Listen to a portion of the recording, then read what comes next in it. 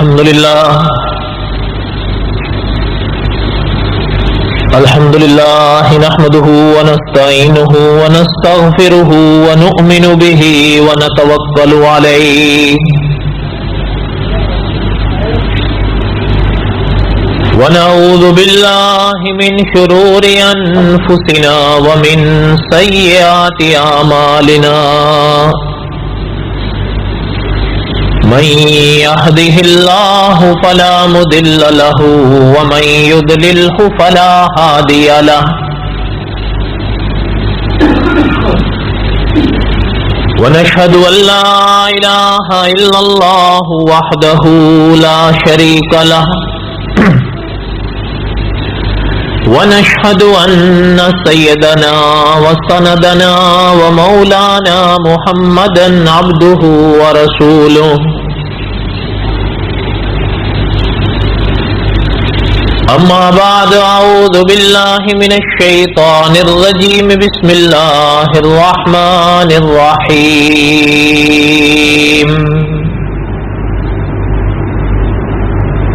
نحن نقص عليك أحسن القصص بما أوحينا إليك هذا القرآن وإن كنت من قبله لمن الغافلين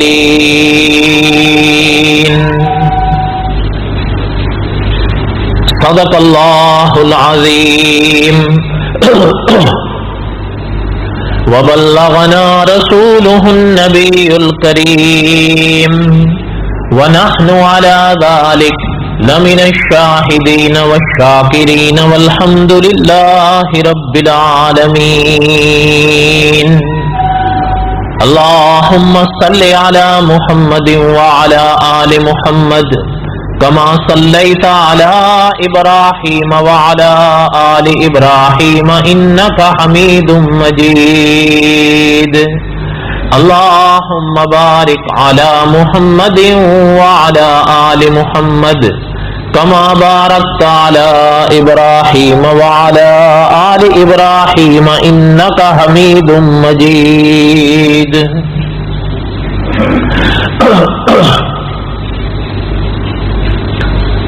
ہمہ قسم کی حمد و ثنا اللہ ذات لم یذل لا یزال کی پاک ذات کے لیے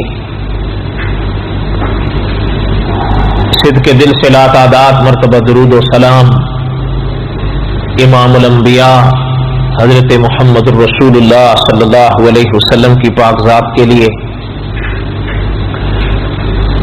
قصص الانبیاء علیہ السلام کے اسباق ہم دہرا رہے تھے اور حضرت موسیٰ علیہ السلام کے واقعات کو پڑھ رہے تھے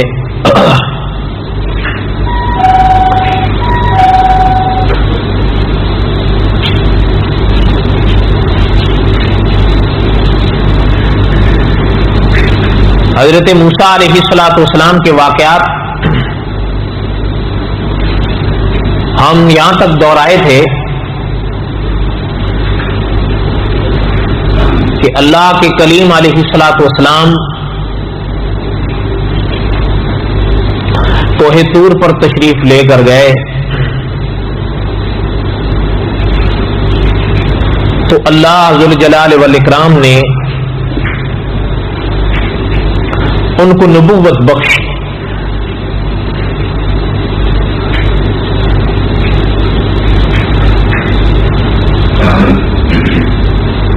اور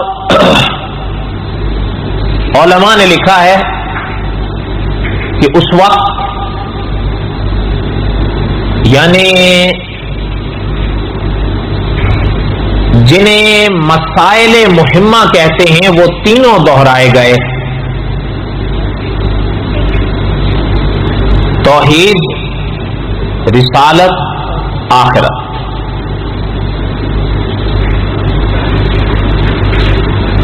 اور علماء کے ہاں ایک علمی بحث ہے کہ وہ جو آواز حضرت موسیٰ علیہ السلام نے سنی آیا وہ اللہ ذو الجلال والاکرام کی طرف سے اللہ کے فرشتے کی تھی یا اللہ ذو الجلال والاکرام کی پاک ذات کی تھی؟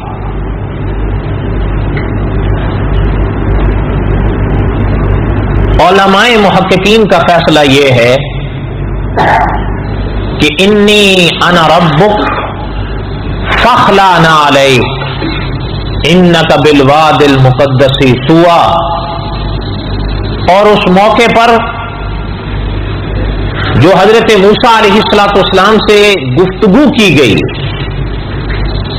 وہ بغیر کسی فرشتے کے واسطے کے رب العالمین کی آواز تھی، جو حضرت موسیٰ علیہ السلام نے سنی۔ اور ایک چیز تو یہ ہے، دوسری چیز یہ ہے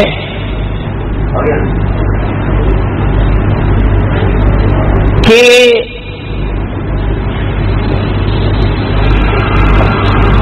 بعض لوگوں نے یہ سوال اٹھایا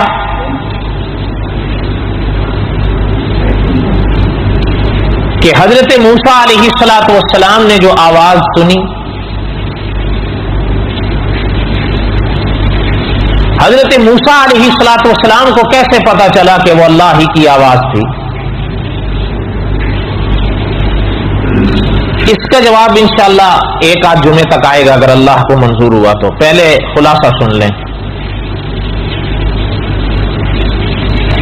تیسری چیز یہ ہے کہ علماء نے لکھا ہے کہ ذرا اس منظر کو، اس موقع کو سمجھنے کی کوشش کیجیے۔ یعنی حضرت موسیٰ علیہ السلام سے جو پاک ذات گفتگو کر رہی ہے وہ ہیں جنہیں اللہ رب العالمین کہتے ہیں۔ آپ نے گزشتہ جمعہ سنا یا خود بھی تو پڑھ رکھا ہے نا، اننی انا اللہ لا الہ الا انا۔ تو ان کا اس وقت عالم کیا ہوگا، کیفیت کیا ہوگی ان پر؟ علماء نے بڑی عجیب و غریب تفصیلات لکھی ہیں، بہرحال اپنے مقام کی ہیں۔ ان الساعة آتیۃ اکاد اخفیہا لتجزا کل نفس بما تسعی۔ یہاں تک ہم نے گزشتہ جمعہ پڑھ لیا۔ آگے اللہ ذو الجلال والاکرام نے اپنے کلیم سے فرمایا فَلَا يَصُدَّنَّكَ عَنْهَا مَن لَّا يُؤْمِنُ بِهَا وَاتَّبَعَ هَوَاهُ فَتَرْضَىٰ۔ یہ اللہ ذو الجلال والاکرام نے ارشاد فرمایا کہ ہمارے پیغمبر وہ شخص آپ کو قیامت سے غافل نہ کرنے پائے جو خود قیامت پر ایمان نہیں رکھتا۔ اگر ایسا ہوا تو پھر تباہی ہے۔ علماء مفسرین نے لکھا ہے، یاد رکھیں کہ فرمایا کہ یہ حضرت موسیٰ علیہ السلام سے کلام ہے، لیکن حضرت موسیٰ کے واسطے سے امت اور پوری دنیا کو تنبیہ ہے کہ قیامت کا انکار نہیں کرنا۔ اور اللہ نے اسی موقع پر ارشاد فرمایا ہے، طور کی بات کر رہا ہوں، کہ اللہ نے قیامت کو رکھا کیوں؟ آپ کو یاد ہوگا، شاید ہم نے گزشتہ جمعہ اس کا کوئی نہ کوئی خلاصہ پڑھا تھا، ان الساعۃ آتیۃ اکاد اخفیھا لتجزا کل نفس بما تسعی۔ اگر نہ دہرایا ہو تو تھوڑا سا خلاصہ سن لیں، مجھے یاد نہیں آ رہا۔ جو آیت میں نے پہلے پڑھی اس سے پچھلی آیت ہے یہ۔ اللہ نے قیامت کو رکھا کیوں؟ اللہ نے اس کی حکمت کو خود واضح فرما دیا، فرمایا ہم نے اس لیے وہ دن رکھا ہے کہ ہر کیے ہوئے اعمال کے والے شخص کو، جس شخص نے جو عمل کیا ہے اس کا بدلہ پائے۔ اچھا کیا ہے جزا پائے گا، خدا نہ کرے برا کیا ہے تو سزا پائے گا۔ اور علماء نے لکھا ہے ان مواقع پر کہ دنیا میں کسی انسان کو پورا بدلہ نہیں ملتا اپنے عمل کا۔ اگر ایک انسان نے اچھا عمل کیا ہے، کبھی کبھی اس کا کوئی عوض دنیا میں وہ پاتا ہی نہیں ہے، اور خدا نہ کرے اگر کسی انسان نے برا کام کیا ہے تو دنیا میں کبھی کبھی وہ رتی بھر سزا اس کی نہیں پاتا. تو عقل بھی تقاضا کرتی ہے کہ کوئی ایک دن ایسا تو ہو جس میں انسان کو پوری جزا یا سزا ملے. ان الساعۃ آتیۃ اکاد اخفیھا لتجزا کل نفس بما تسعی. اللہ نے وہ دن رکھا اس لیے ہے کہ عمل کرنے والے کو اس کا بدلہ ملے جو اس نے عمل کیا. فلا يصدنك عنها.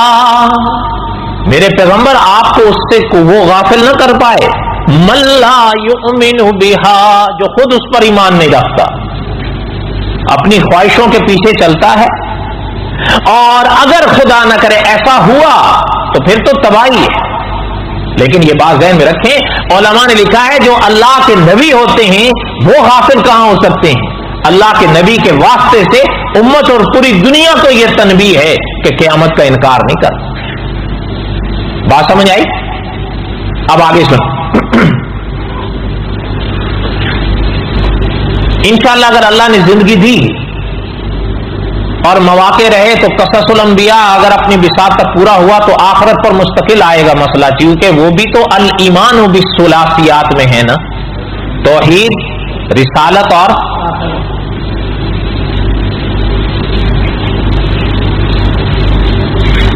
آگے سنیں. اچھا, علماء نے لکھا ہے کہ ذرا اس بات کی طرف لوٹیے جو میں نے پہلے پڑھی. اکابر نے لکھا ہے کہ ذرا یہ سمجھیں حضرت موسیٰ پر کیا عالم اس وقت چھا رہا ہوگا, اس لیے کہ بات کرنے والی کون ذات ہے ذرا ادھر دیکھیں. اور یہ بھی علماء نے لکھا ہے کہ اللہ کی جو شان ہے نا, اللہ کی شان وراء الورا ہے. حضرت موسیٰ علیہ السلام کسی ایک صنف سے اللہ کا کلام نہیں سن رہے تھے, ہر جہت سے اللہ کا کلام سن رہے تھے, جسم کے ہر حصے سے اللہ کا کلام سن رہے تھے. گویا کہ ہر طرف سے وہ آواز آ رہی ہے, اور وہ آواز ہر جہت سے اکابر نے فرمایا آ رہی تھی. وہ ایسی آواز تو ہے نہیں, لیکن یاد رکھیں کہ یہ تو وہی سمجھ سکتے تھے جو پاک ذات مخاطب تھی, اور وہی سمجھ سکتے تھے جن سے بات ہو رہی. اکابر نے فرمایا کہ وہ جو ہیبت کاری تھی نا, جو جلال چھا رہا تھا حضرت کلیم پر, اس کو کم کرنے کے لیے آگے اللہ نے سوال کیا حضرت موسیٰ سے, اے موسیٰ تیرے دائیں ہاتھ میں کیا ہے؟ حالانکہ اللہ جانتے ہیں, لیکن حکمتیں ہیں جو اللہ پوچھتے ہیں. اکابر نے کئی حکمتیں لکھی ہیں کہ اللہ نے کیوں پوچھا, بڑی بڑی باتیں اکابر نے لکھی ہیں, لیکن ایک بات یہ ذہن میں رکھ لیں, فرمایا وہ جو جلال چھا رہا تھا پیغمبر پر, وہ جو ہیبت کھا رہی تھی نا, اس کو کم کرنے کے لیے اللہ نے حضرت کلیم سے یہ سوال کیا تاکہ ذرا اس لاٹھی کی طرف ان کی توجہ پھر جم جائے کہ یہ لاٹھی ہی ہے جو میں پکڑا ہوا تھا. اے موسیٰ تیرے دائیں ہاتھ میں کیا ہے؟ اچھا, یہ آگے اللہ نے فرمایا, ہمارے کلیم نے جواب دیا, قال ہی عصای. مولانا ادریس کاندروی رحمۃ اللہ علیہ نے لکھا ہے کہ اللہ کا جو سوال تھا نا, حضرت کلیم کا یہ جو جواب ہے قال ہی عصای, بس جواب کے بات تو پوری ہو گئی, لیکن اللہ کے کلیم نے اس موقع پر 4 جواب دیے. حالانکہ سوال تو یہی تھا وما تلک بیمینک یا موسیٰ, اور اس کا جواب بھی یہی تھا قال ہی عصای. بات ختم ہو گئی تھی. اللہ نے فرمایا کہ آپ کے دائیں ہاتھ میں کیا ہے؟ اللہ کے کلیم نے فرمایا کیا ہے؟ لاٹھی ہے. اللہ جی یہ میری لاٹھی, بس جواب تو پورا. لیکن مولانا ادریس کاندروی رحمۃ اللہ علیہ نے لکھا ہے کہ اللہ کے کلیم نے 4 جواب دیے.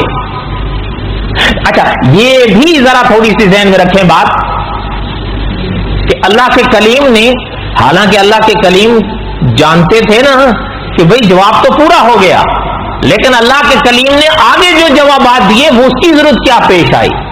اتوکا علیہا واحش بہا علی غنمی ولی فیہا معارب اخری. 4 جوابات, ایک تو پہلا تھا, میں 3 زیادہ کیے. اچھا, لیکن آپ حیران ہوں گے اللہ کے کلیم نے جو 3 جواب مزید دیے, آخر میں علماء نے لکھا ہے ہے اللہ کے کلیم اور ادب کے راز کو خوب سمجھتے تھے، آخر میں پھر خلاصہ کر دیا کہ اللہ میاں اس سے میرے بڑے فائدے ہیں۔ پہلے تو فرمانا توکل علیہا واخش بہا علی غنمی ولی فیہا معارب اخرى، تو اللہ میاں اس پر ٹیک بھی لگا لیتا ہوں، بکریاں چراتا ہوں تو پتے بھی ان پر جھاڑ لیتا ہوں ان کے کھانے کے لیے۔ لیکن آخر میں جب ادب کا حضرت کلیم تھے نا، ادب کے مقام کو بھی تو سمجھتے تھے کہ اب یہ موقع ہے ولی فیہا معارب اخرى، آخر میں خلاصہ کر دیا اللہ جی اس میں میرے بڑے کام، یہ میرے بڑے کام آتا ہے۔ اچھا یہ تو ادب کی بات ہوئی نا، تو جواب لمبا کیوں کیا؟ علماء نے لکھا ہے ذرا اس عالم کو سمجھیں کہ وہ راز حضرت موسیٰ سمجھ سکتے تھے کہ یہ زندگی میں وہ موقع ہے کہ رب العالمین ہم سے بات کر رہے ہیں تو جتنی بات بڑھ سکے اس کو بڑھائیں۔ لیکن اللہ کے کلیم تھے نا، جلال کے ساتھ جمال بھی تھا، آخر محبت کے ساتھ ادب بھی تھا۔ جب بات ادب کے مرحلے میں داخل ہوئی تو اسی وقت خیال آیا کہ بس اب ادب کا خیال رکھنا چاہیے، اب خلاصہ کر دینا چاہیے، تو خلاصہ کر دی۔ بات سمجھ آئی؟ یہ لمبی ابحاث کا میں نے خلاصہ کر دیا ہے کہ اکابر نے فرمایا کہ حضرت موسیٰ، جب آپ اور ہم سمجھ سکتے ہیں کہ ہی عصائے پہ جواب پورا ہو گیا تھا تو اتوکل علیہا واخش بہا علی غنمی ولی فیہا معارب اخرى، یہ سب کہنے کی کیا ضرورت تھی؟ علماء نے فرمایا ذرا سمجھو کچھ باتیں ضرورت سے اوپر کی ہوتی ہیں۔ حضرت کلیم اس راز کو خوب سمجھتے تھے کہ یہ موقع ہے نا نصیب کے، جس ذات سے بات کرنے کا موقع آ رہا ہے تو کم سے کم وقت میں زیادہ سے زیادہ فائدہ اٹھا لیں۔ بات سمجھ آئی؟ اچھا یہ چیز بھی ذرا سنیں کہ اپنا ایک اکابر میں ایک تھوڑی سی بحث ہے کہ یہ جو یہاں پر اللہ ذوالجلال والاکرام نے اللہ کے اپنے کلیم سے یہ سوال فرمایا کہ یہ آپ کے ہاتھ میں کیا ہے، اور اللہ کے کلیم نے فرمایا اللہ یہ میری لاٹھی ہے، تو کیا یہ عام لاٹھی تھی مطلقاً یا کوئی خاص لاٹھی تھی؟ بعض اکابر تو اس طرف گئے ہیں کہ وہ ایک لاٹھی تھی، بس بات ختم ہو گئی، عام لاٹھی تھی۔ لیکن صاحب قصص الانبیاء نے لکھا ہے کہ بھئی بات یہ ہے کہ لاٹھی تو تھی لیکن عام نہیں تھی، وہ خاص لاٹھی تھی۔ کیا معنی؟ انہوں نے لکھا ہے کہ یہ لاٹھی حضرت آدم کی تھی اور یہ حضرت آدم سے نسلاً بعد نسل خدا کے نبیوں کے ذریعے حضرت شعیب تک آئی تھی اور حضرت کے ہاں رہتی تھی۔ اور صاحب قصص الانبیاء نے تو آگے ایک بات دل کی بھی لکھی ہے نا، انہوں نے لکھا ہے ایسی چیزوں کو ضائع تو نہیں کیا جاتا، اس لیے کہ اللہ کے نبی حضرت آدم علیہ السلام کی لاٹھی ہو تو کوئی معمولی بات تو نہیں۔ اس لیے انہوں نے لکھا ہے کہ پرانے اکابر نے بھی لکھا ہے کہ وہ لاٹھی خاص تھی، بلکہ ہوا یہ تھا کہ چونکہ حضرت شعیب علیہ السلام کے ہاں بکریاں رہتی تھیں تو جب حضرت موسیٰ علیہ السلام حضرت کے ہاں آئے، اور یہ آپ پہلے پڑھ چکے ہیں سن چکے ہیں کہ حضرت شعیب نے حضرت موسیٰ کو اپنے ہاں رکھا تھا کتنے سال کے لیے؟ 8 یا اچھا، تو اس زمانے کے حوالے سے اکابر نے لکھا ہے کہ حضرت شعیب علیہ السلام نے ایک موقع آیا بکریوں کے حوالے سے تو حضرت نے فرمایا کہ آپ جائیں، اس لیے کہ اس زمانے میں جو حضرات بکریاں چراتے تھے لاٹھی ان کی اہم ضرورت تھی، اس سے بڑے کام ہوتے تھے۔ حضرت شعیب نے فرمایا کہ موسیٰ آپ جا کر لاٹھی اپنے لیے لے لیں۔ حضرت اندر تشریف لے گئے تاکہ جب یہ بکریاں چرانے کے وقت ضرورت پڑے گی تو کوئی لاٹھی لے لوں۔ تو صاحب قصص الانبیاء نے لکھا ہے کہ جب حضرت اندر گئے تو کئی لاٹھیاں پڑی تھیں، تو انہوں نے آخر وہ اللہ کے کریم تھے ایک لاٹھی پر ہاتھ رکھا، اور صاحب قصص الانبیاء لکھتے ہیں کہ پرانے اکابر نے لکھا ہے کہ اللہ کی مرضی، اللہ کا منشا تھا، حضرت کلیم کا ہاتھ اسی لاٹھی پر گیا جو حضرت آدم کی تھی اور لے کر باہر آ گئے۔ حضرت شعیب نے دیکھا تو فرمایا، حضرت نے فرمایا یہ آپ نے لی ہے؟ تو صاحب قصص الانبیاء نے لکھا ہے کہ آگے حضرت شعیب نے فرمایا کہ یہ تو ہم کسی کو دیتے نہیں لیکن آپ کا اپنا نصیبہ ہے۔ حضرت چپ ہو، اس لیے کہ آپ یہ پہلے پڑھ چکے ہیں کہ جب حضرت شعیب علیہ السلام نے پہلی دفعہ حضرت موسیٰ کا چہرہ دیکھا تھا تو حضرت سمجھ گئے تھے کہ یہ مستقبل میں اللہ کے رسول ہیں، اس لیے فرمایا یہ ہم کسی کو دیتے نہیں لیکن آپ کا اپنا نصیبہ ہے، تو پھر ہم کیا کہہ سکتے؟ بات سمجھ آئی؟ باقی وہ بعض حضرات کا ہے کہ نہیں بس وہ مطلقاً تھی، واللہ عالم، لیکن یہ باتیں اکابر نے بڑے محققین اکابر نے لکھی ہیں، اور کوئی تعجب کی بات بھی نہیں، کیونکہ حقیقت تو یہی ہے، ایسی چیزیں ضائع تو نہیں کی جاتی۔ کوئی بات آپ کو بھی سمجھ میں آئی یا نہیں آئی؟ اچھا، اب اللہ نے فرمایا جب یہ بات ہو گئی نا، اب اللہ نے فرمایا قال القیھا یا موسیٰ، اے موسیٰ اس کو نیچے ڈالیں، اے موسیٰ اس کو نیچے ڈالیں۔ اچھا، فالقاھا، حضرت موسیٰ نے نیچے ڈال، اللہ کا حکم تھا نیچے ڈال دیا۔ فاذا ہی حیۃ تسعیٰ، اللہ نے فرمایا وہ دوڑتا ہوا سانپ بن گئی، اس لیے کہ حکم اللہ کا تھا، اس کی حیت ہی بدل دی ہے قدرت۔ اچھا، اب بڑی بڑی باتیں ہیں اس پر، لیکن بہرحال اب ساری تو نہیں پڑھی جا سکتی، لیکن ایک بات ذہن میں رکھ لیں، اس کو کہتے ہیں معجزہ، یہ معجزہ ہے۔ اور یاد رکھیں، مجھے ایسا یاد پڑ رہا ہے کہ جب ہم نے رسالت کے ابواب پڑھے تھے تو ان میں جو نکات ہیں نا معجزے کے، وہ بھی میں نے پڑھے تھے، لیکن شاید وہ محفوظ نہیں ہے، وہ پہلے کے تھے تو وہ رہ گیا۔ اس میں میں نے اس میں اہل سنت والجماعت کا معجزات کے بارے میں کیا عقیدہ ہے وہ سارا میں نے سبقاً پڑھایا تھا، اب نہیں ہے، بس ایک موٹی سی بات اب ذہن میں رکھ لیں، علماء نے لکھا ہے قرآن پاک میں معجزات کے تذکرے ہیں خدا کے نبیوں کے، ایک بات۔ دوسری بات سنیں، مولانا ادریس کاندلوی رحمۃ اللہ علیہ نے لکھا ہے خدا کے نبیوں کے معجزات پر ایمان رکھنا یہ فرض ہے، اور آگے حضرت نے لکھا ہے کہ ان کا انکار یہ کفر ہے۔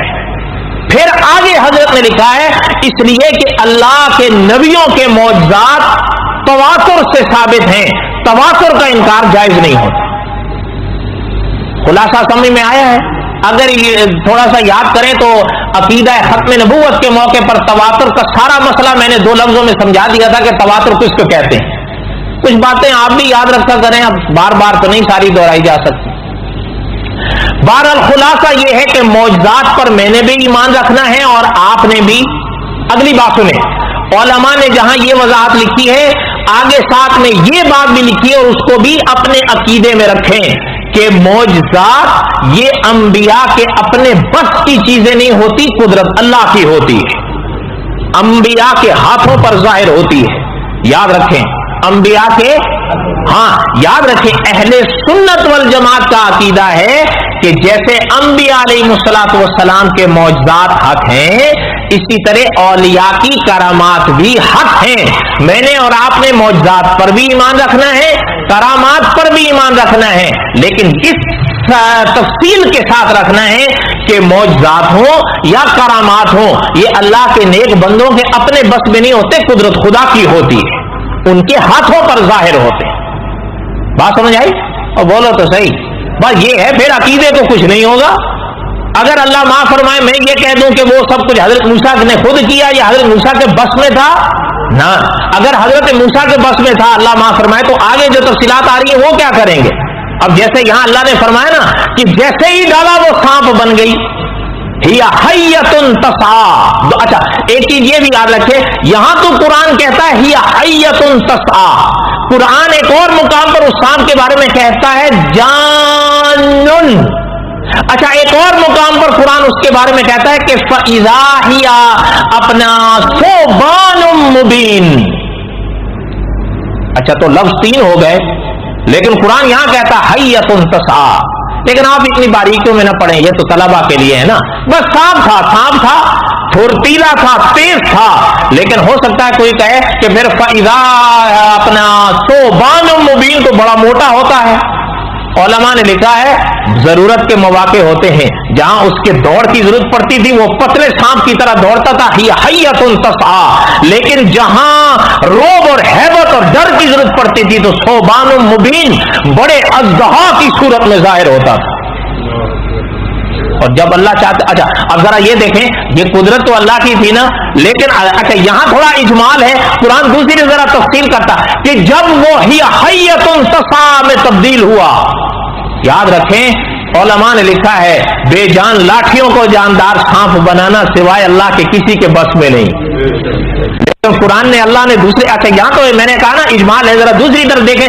جب وہ سانپ بنا تو اللہ نے فرمایا جیسے میں نے پہلے کہا حضرت موسیٰ کے بس میں اپنا ہوتا, تو یہ تفصیل جو آگے آ رہی ہے وہ کیا ہے؟ اللہ نے فرمایا جیسے ہی وہ سانپ کی صورت میں تبدیل ہوا, وَلَّا مُدْبِرًا وَلَمْ يُعَقِّبْ, حضرت موسیٰ پلٹ کے بھاگے, پیچھے مڑ کے بھی نہیں دیکھا.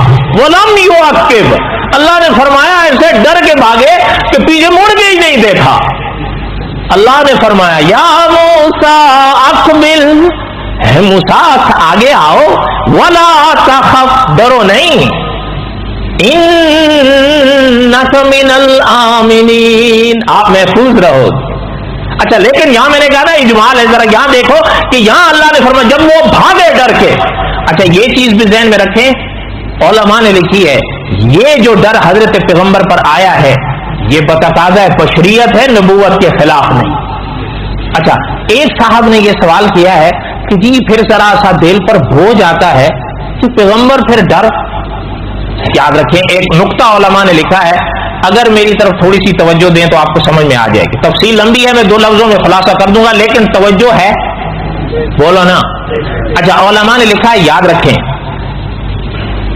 ایک اللہ ہے, ایک اللہ کی مخلوق ہے, ٹھیک ہے ٹھیک ہے, اور بولو تو صحیح.